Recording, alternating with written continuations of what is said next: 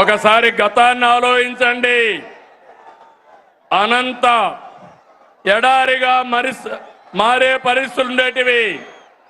Drip irrigation తీసుకొచ్చాను.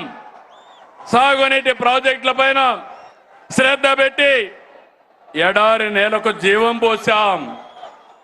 Kia కార్ల పరిశ్రమ తీసుకొచ్చాం.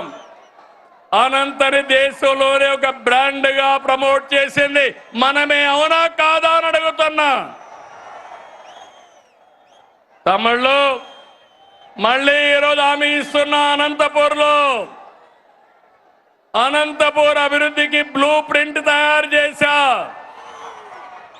మొన్ననే అందరి నీవ 3,850 కోట్లు కృష్ణమ్మని కుప్పం వరకు తీసుకెళ్ళాం.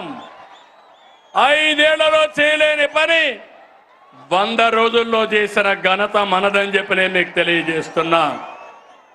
పత్తికొండ, జీడిపల్లి, పెన్నా అహోబిలం, గొల్లపల్లి, చెర్లోపల్లి, అడవిపల్లి, గాజుల దిన్నెం అన్ని ప్రాజెక్టులో నీళ్లు నింపుతున్నాం. గండికోట, బ్రహ్మసాగర్, సోమశిల, కందలేరులో నీళ్లు నింపాం. తమ్ముళ్ళు, నాది ఎప్పుడూ ముందు చూపు. అవునా కాదా అని మిమ్మల్ని అడుగుతున్నా.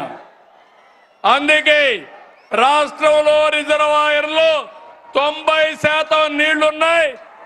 జల కళ తెచ్చాం. ఇది తెచ్చింది మనమని చెప్పి మీకు తెలియజేస్తున్నా. దీన్ని శాశ్వతం చేస్తాం.